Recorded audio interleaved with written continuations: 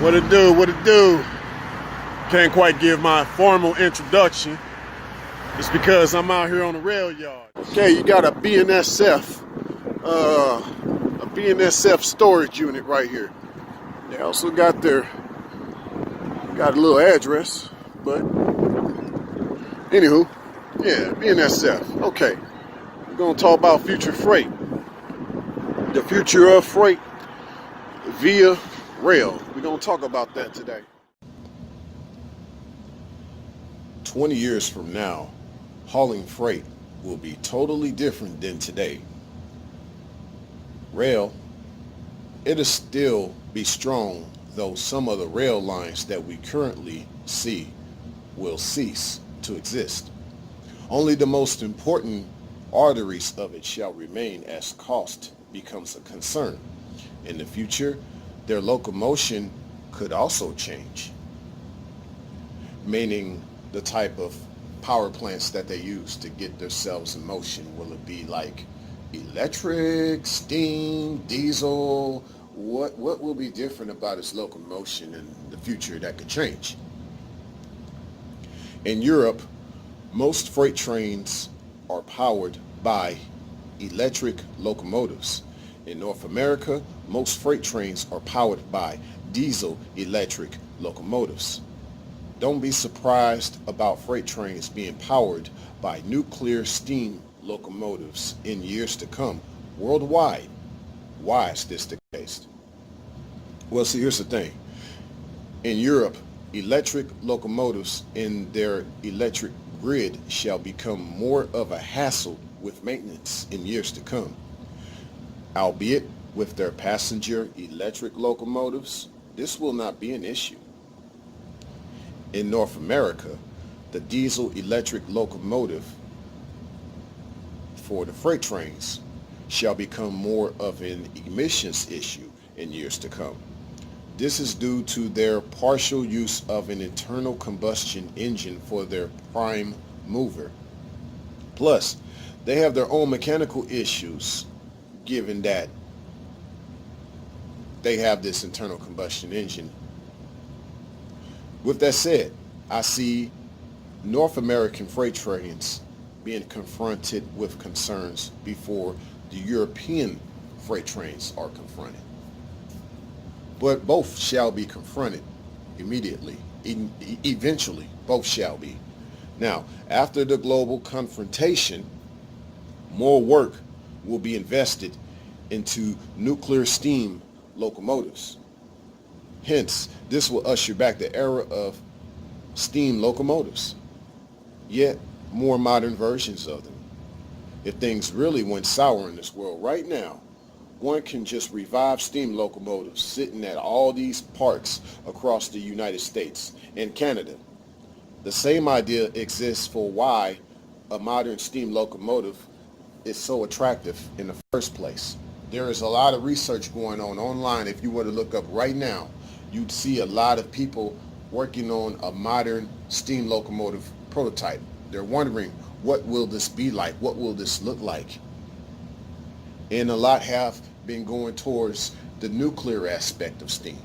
Now, the nuclear part of a modern steam locomotive, it'll help with not needing coal or other types of burning incentives that aren't easily renewable or available.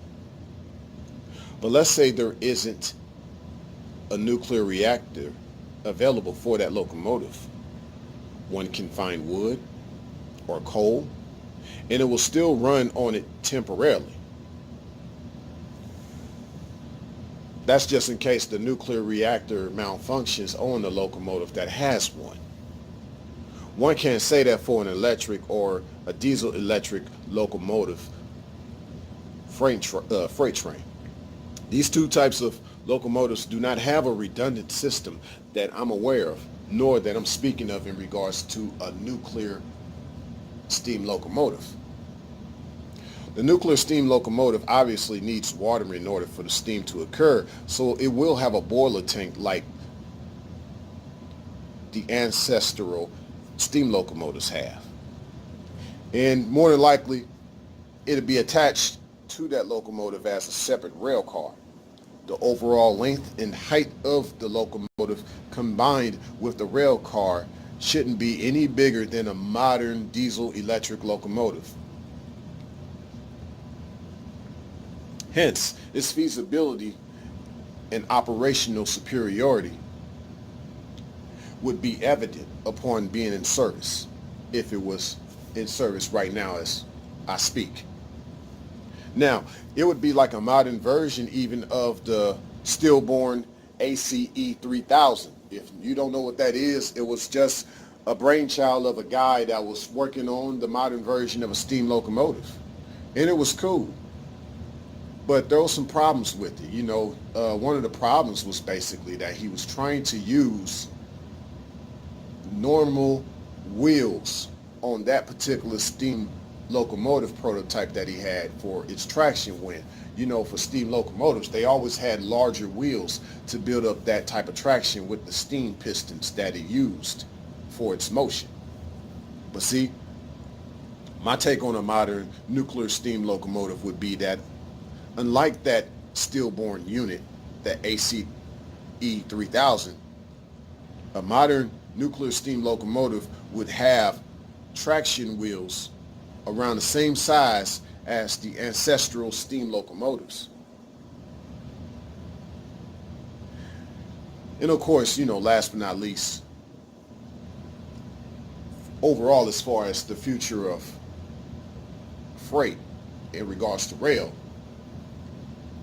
most locomotives will be semi-autonomous. Now, there's still going to be some electric locomotives, and there's still going to be some diesel electric locomotives, even as the emergence of the nuclear steam locomotive starts to take place. All these locomotives will become semi-autonomous, and some are autonomous already, but they only move within the yard. So I'd say semi-autonomous because this could affect the whole rail network of a particular rail company, whether it's Burlington Northern, Santa Fe, Canada's National Railroad, if you will, the national rail network per se. It affects that as well. So, you'll see a lot of this semi-autonomy in the future with a lot of these trains. You won't necessarily need an engineer to operate that train on a full-time basis. He'll still be there, obviously, to double check things, but he don't have to work as hard. So just thought I'd give you my take on the future of freight via rail. And yeah, let me know what y'all think about that. Signing out.